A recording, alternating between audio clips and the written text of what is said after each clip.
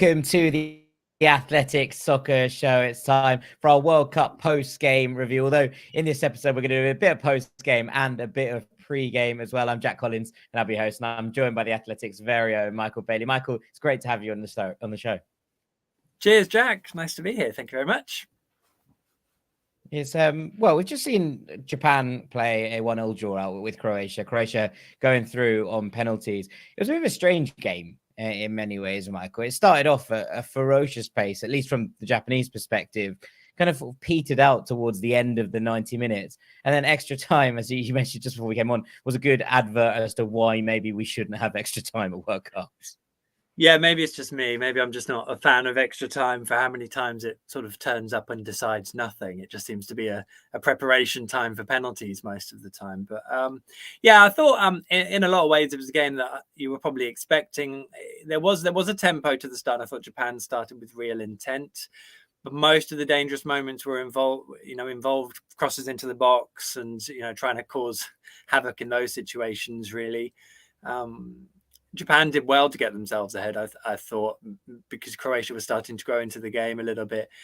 And then come the second half, I thought Croatia had really good control at times, and I thought they managed it really well, and Japan were quite limited in the chances they had. And I actually thought once Croatia got level that they would kick on, but it never really came, and it sort of cancelled itself out really as a contest. It was sort of a captivating game rather than anything particularly exciting for most of it, which I think probably most people had. You knew that Japan weren't going to be particularly expansive, and I thought they were very good in a lot of what they did. They were still solid. I thought they defended their box really well. Both goals, I thought the equaliser was an exceptional header from it was Perisic, wasn't it? And that was a brilliant equaliser.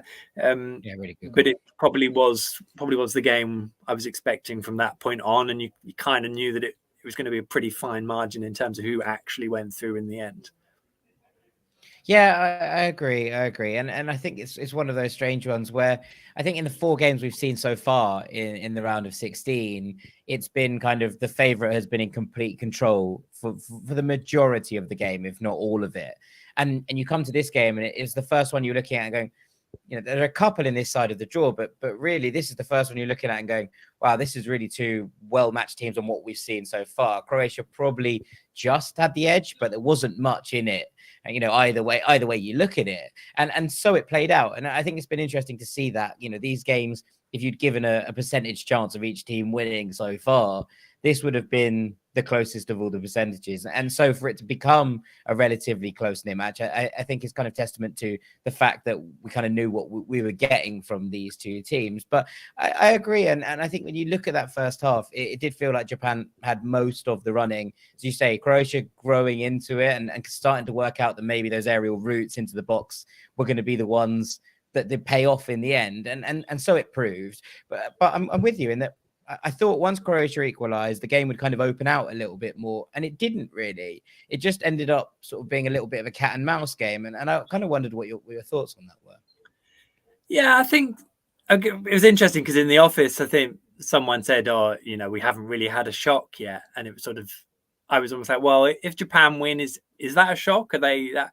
Because I think they were so good in the group stages, however unexpected it was. They beat Germany and they beat Spain with real panache in those 2 games and have defended really well. So and I suppose what you got was what Croatia have got. They're a really experienced side. They've done it before in this tournament, and so I think ultimately that is probably what helped them at the very end, just their experience of dealing with this situation. I think they progressed whilst being behind in most of the knockout games 4 years ago. They won a couple of penalty shootouts, even though the personnel was slightly different. And they finished the game without Kovacic or Modric on the pitch. You both scored in the penalty shootouts, 4 years ago. You could see from how they dealt with the spot kicks, they dealt with it really well. But yeah, I suppose you could tell the difference from the group stages, where I guess there was a bit more freedom to what Japan could do, and they could sort of throw a bit more caution to the wind. They could get bodies forward quicker. They were so dynamic in those stages. I think Croatia kind of knew to expect that, so they were really good at getting numbers back, so that there weren't the same spaces for Japan to attack. They were nowhere near as open in their own half as either Germany or Spain were against Japan, and I think also Japan were more cautious in how they went about things. So that's kind of why the game nullified itself a bit. And I think both sides went into it knowing this is kind of tried not to make any mistakes. Let's just make sure we keep it as tight as possible. I think the problem is if you then come out on the wrong side of that, you can look back and just think, did we go for it enough? Did we push enough? Did we try and create as much as we possibly could? And it becomes a bit of a catch-22 in terms of how you go for it. Yeah. But Japan can be really proud of their run, and they don't need to regret anything, because I think they've shown up really well in this tournament, and they'll hope that they can build on it again when they next rock up at the World Cup. Yeah, absolutely. Which you'd imagine will be 2026. Their qualifying record is pretty secure, Japan. So I'm sure they'll be looking at the next one. We know all about their project to win the World Cup by 2050. It's only about 9 editions left or something. So they're exactly. It's a long run up. Yeah, exactly. It felt like a long time. I was like, that's actually not that many editions of the World Cup. We might need to roll on here, boys. It's time to get going on these. But I did think that was interesting. And look, one of the things about Croatia so far, and actually I think you could say this about a number of nations, is that we've seen the likes of Belgium fall by the wayside because the side just felt like it was maybe a step too far or a tournament too far for some of the key players. You could probably argue something similar for Wales and the over-reliance on certain players who might have just been slightly over the other side of the hill. And I thought that there was a real danger of Croatia having this problem going into the tournament. But you do look at how things have been refreshed, and obviously there are still a kind of an elderly spine, if you will, or an experienced spine, if you're being kinder, in terms of Dejan Lovren, obviously Modric, Kovacic, and Perisic, of course. But they have sprinkled in a fair bit of new blood, and we've seen Gvardiol in for quite a lot of it. Juranovic, who's been good for Celtic. Barisic, I thought, was poor today, and I don't think he's been particularly good for Rangers either. But we've seen Borna Sosa on that side. And the way that they've kind of mixed that up, I think is really interesting. And it just gives them a little bit more bite, I suppose, especially with the players coming off the bench, your Orsic's and your Lovren Myers, than perhaps maybe a Belgium did that couldn't get that experience youth blend correct. Yeah, I think there were lots of issues going on with Belgium. We know there's a piece on The Athletic about how that all fell apart. And I think there were you probably just had the wrong chemistry for this tournament, because there was clearly something wrong in the camp, and they just never, ever looked like they gelled in any way. I don't think Croatia have got that issue at all. I think they've looked much more sturdy and solid just as a collective, even when they've had to dig in. So, I mean, Lovren Mayer, I really like as a player. And he, as you mentioned, he's another one who's come in and is just sort of, as you say, filling in the gaps when you see Luka Modric walk off today, and you're like, this could be the last time maybe we see him in a World Cup. You don't know. And these guys will obviously have another game at least to show what they've got. So, yeah, they seem to have knitted it together quite well. I think, although a lot gets made of the older, more experienced pros and whether they're getting to an end of a cycle, I think you have to, if you're building an international squad, maintain some sort of balance, because you've got to prepare for what's going to come in future tournaments. You can't suddenly throw 11 or 20 young players at a World Cup if you get there. So, or you just don't qualify, which is the other issue. So I think there is a nice balance. There's a nice balance for Croatia. But what I would say is, I think when they come up against the real big hitters in this tournament, who are more dynamic and have, are probably at a slightly different place and a different level, I would imagine, as much as they will dig in and they'll be really awkward, that is when they will probably come unstuck. Yeah, I completely agree. Just before we go on to the other game today, I just wanted to talk about this penalty shootout. Obviously, the first one we've seen at this World Cup, it was a penalty shootout filled with quite poor penalties. Would be my big takeaway from this. And I'm not one to go, always smash the ball down the middle, although I do think there is some caveat to, if you hit the ball down the middle really hard, you usually score.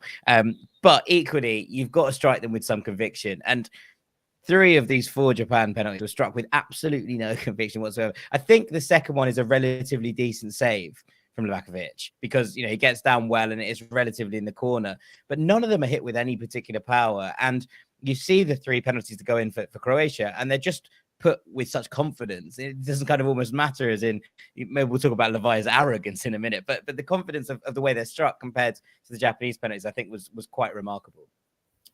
Well, I wrote a piece about the Dutch penalty shootout back in 2014 where they brought on Tim Krul, and it was really interesting going through that penalty shootout. Obviously, it was a really remarkable situation because Louis van Gaal changed the goalkeeper. But watching that penalty shootout back, you kind of appreciate that 8 years on, taking penalties has kind of evolved quite a lot. Players are genuinely wanting to see what a goalkeeper does before really affecting how they take theirs. And so these penalty shootouts in this tournament, I'm going to find really fascinating because it'll be interesting how players deal with it. And I guess Levi's penalty was essentially him waiting for the goalkeeper, who, by the way, was fully across the goal. So I think even if he had have snuck it inside the post, I think the keeper would have saved it. So he probably felt that as he took it and just got it a bit wrong. So it'll be interesting to see which players in those pressure moments, a bit like Lewandowski, I suppose, in the last 16 game the other day, are going to really try and wait for the goalkeeper to make that move. But yeah, the Japanese penalty, I mean, it was borderline looking like they hadn't practiced them because they just didn't seem to have any belief in what they were doing. It's like, oh, we've just got to take some penalties, so we can all do that. Let's see how we go. I have no doubt they definitely did practice them, and obviously in that scenario, it's a different world. That walk up to the spot, everything on your shoulders, and again, I think just the fact they haven't done that maybe in that scenario, certainly a World Cup scenario, as much as Croatia, I think probably played a part in that, because I think experience just takes away such a big element, especially if you've done it before, such a big element of a situation which can feel like it's completely out of your control. So fair play to Croatia. I wouldn't want to face them in a penalty shootout over the rest of the tournament either. And that maybe a added thing for other teams to try and beat them in 90 minutes. If anyone ever beats anyone in 120. Well, I don't think it's ever happened ever. We'll move on from it. But yeah, I think it's really interesting about the penalties and the waiting for the goalkeeper, the Jorginho effect TM. I will be naming that from now on in. Let's move on to the other game, because we have upcoming Brazil against South Korea, which kicks off in just under an hour's time. The nice thing about doing this as a preview at this point is that we have the lineups, Michael, so we can discuss the actual teams. Maybe the interesting one from a Brazil perspective, obviously Neymar's back, but I think a lot of people were expecting that after the pictures emerged for him back in training. They said he'd be back for the knockout stage, fine. But the back four is a little bit different to what we expect. I think it might be Eder Militao, a right back, and Danilo at left back, but that's an interesting shift of dynamic if it is, because it does take away that left-footed player from that left back spot, especially where they've been kind of crossing from deep in those areas. Yeah, exactly. It would be interesting if they're doing that, if it's being done to match up South Korea, or whether it's for a way for Brazil to maybe have a different impact in different areas. I'm sure they'll have looked at South Korea quite closely and tried to work out how to pick them apart, because although it is Brazil against South Korea have been very good defensively for quite a long time now. They're very settled. They make it difficult for you. We know how much energy they play with. So yeah, that is interesting. I mean, I think it's remarkable that Neymar is back fit and available to start this game. I know he was in training, so it's like, oh, well, he's back. You don't know, maybe Gabriel Jesus' injury has possibly put a little bit of added pressure on making that happen. But for someone who, had an ankle the size of 2 ankles about a week ago, it's remarkable that he's in that position to play. And the proof will be, to see how he deals with the game. Any opposition side, they were already fouling him when he was fit. So, any opposition is going to be looking at that and going, well, just go in pretty strongly on him and see how you get on. So he's going to have a bit still to deal with, even at this stage. But, South Korea's progress was a brilliant story, but it did come against a much changed Portugal side and a quite random set of circumstances to a degree in that group. Yeah. So that does lend itself sometimes in the last 16 to like we said, we haven't really seen any surprises yet. The strong teams who maybe were able to take their foot off slightly at the end of the group stages, they've been powerful enough to dispose of what they come up against. And I would be very surprised if we get anything else, I must admit, from Brazil. Yeah, I completely agree. I think the thing that's really interesting, and the comparison I'd maybe draw, not necessarily in terms of the way the results panned out, but in terms of the way the group started to open up for South Korea, was probably Poland. You know, it wasn't that they were all that impressive, although that win against Portugal is obviously one that they can take home and take with them. It does feel like they were like, okay, there's 3 teams in this group who are all just kind of okay, and one of them is going to come out on top by virtue of circumstance as opposed to anything else, and that's kind of how it went down in the end, I think, with South Korea. So I agree with you in that. I think anything but a Brazil win would be difficult. Although, you know, Kim Min-jae is back, which is obviously a big bonus for them. That injury kicked them out of kilter a little bit, I thought, at the back, especially at the start of that Portugal game, where they felt like they were being picked apart a little bit. And this kind of defensive midfield double pivot, in inverted commas, of Jung-Woo Young and Hwang In-beom, I've really liked. I think throughout the tournament, they've combined really well. And they've kind of put a shield up in front of this back four that has been relatively difficult to penetrate. So I'm interested to say, especially as you were saying about Neymar, you know, with that kind of pressure on him, I wonder how those two are going to deal with him, because I wonder if there's a double up coming here and it's going to be those two just following him around the pitch.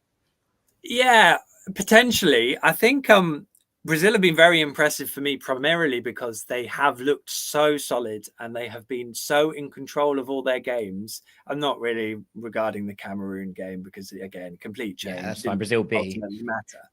So it's just so impressive that from kickoff, really, they've been in total control. It's just been a question of when they've opened up and then scored the goals that would secure it. So there's going to be a lot of work to be done. But it's a slight niggle that they don't have as many. They've got loads of offensive options, obviously, but you know the secondary option isn't there this time around, and they are going to have to switch it around. And I think the levels Korea will have to do in terms of produce in their energy. It's almost, you have to do it for that first 45. You have to keep it as tight as long as possible. And obviously, they're really good at being direct. They are an incredibly direct side at their best, and they have great pace to then get in behind. And the more they just keep that threat, but just drag out the game so it's a contest, the better. But there's then this kind of secondary stage from about 60 minutes where you start sensing Brazil are really then turning the screw. They've already had the possession, they've already had the territory, and now they've just found an extra gear just to ratchet up the pressure a little bit and see how you deal with it. And that's almost the secondary phase where you've just then got to dig in, but somehow still keep that attacking threat so you don't end up just getting completely deep and then the inevitable happens. So Neymar will be crucial to that. But again, is he really going to last 90 minutes of an injury like that when he is going to get close attention? I don't know. It's really interesting whether that will affect the dynamic that Brazil might get tempted into trying to win it sooner, more effectively. We'll see. I mean, it makes for a fascinating contest. That bit does, definitely. Yeah, absolutely. And I think that there's that element of Gabriel Martinelli, obviously played in that Cameroon game, I thought was Brazil's biggest threat by a considerable distance. He felt like he wanted to show the world that he should be starting in the next one. Now, obviously that hasn't happened, but if Neymar comes off in this one, they have that option of going, here's Gabriel Martinelli. He's in absolutely flying form. He really fancies it at the moment, and he's going to be the one coming on to torment you. There are nice options to have in this Brazil attack, and if the first phase doesn't get you, as you say, the second phase might well do. So it's going to be really intriguing to see how they plan out. From a South Korea perspective, I suppose the interesting thing is Hwang Hee-chan gets his first start, obviously after scoring that goal against Portugal. Does suggest that they're going to try and hit the old transitions here because, well, I mean, I think we all know how this game is going to play out on paper. But him getting the start, because I think that generally the kind of rotating cast that's gone along that front line have been relatively impressive. But him getting the start here, I think, is a nod to the fact that they're going to try and hit them on the break at the very least. Yeah, definitely. They'll want those transitions. As I said, all tournament they've looked at their best when they're playing with that it's proper directness, and they are so fast in that attacking line, and they're probably set up pretty well to take advantage of Brazil if they're not at it, and if they can't sustain how solid they look through most of the group stages. So that's a great element of their play that will make life quite interesting. And so the longer they can sort of sustain that attacking threat, the better, because the problem is the further away from that attacking goal you get, the harder it is to hit it long and make sure the ball sticks when you're up there. They did really nail it against Portugal. I thought it was a wonderful goal. It was perfectly timed. And you do take time to feel your way into a tournament. I think most countries will do that. And there was an element certainly of South Korea. I didn't feel like there was as much belief. I remember I watched them against Uruguay, and it was a pretty rank game at times. It was quite there was a tactical element to it, but it was hard going. It wasn't all that much fun. No, and it just felt like South Korea were like, we're not sure about this, and Son's obviously had to play with a mask for the whole tournament, which no one wants to play in a mask if they can help it. So, and he hadn't played for a few weeks too. So I just feel like they've probably had the benefit now of that. The Portugal game, they showed something that was a lot sharper than in some of the other games, and this is just a great. They're not expected to do anything. I've already written them off. Most people will, and it's just a great opportunity to come up against an opponent who maybe will give them the opportunities they want as well. So I'm almost talking myself into how exciting this is going to be as a contest. No, I agree. And I think that, that is the key element. We saw France make loads of changes, right, in the third group game, lose the third group game, and then come into that game in the last 16 against Poland and kind of have to feel their way back into a rhythm because there were so many changes that the team felt a little bit off kilter. And if Poland had taken those early opportunities, maybe we were looking at a slightly different contest in that one. South Korea might be thinking the same about this. This is a team that maybe hasn't played for a little while now. Yes, they're extra rested, but there's a lot of rotation that's happened in the last couple of games. Maybe they can start fast and put the cat amongst the proverbial pigeons, if you will. But that's where we're going to leave it for today on the Athletic Soccer Show. All there's left for me to do is say thank you for everyone for tuning in. Thank you so much to Michael Bailey for joining me. Yeah, it was a pleasure, Jack. Thank you for having me. No, a real pleasure. I've been Jack Collins. This has been the Athletic Soccer Show, and we will see you very shortly. Take it easy.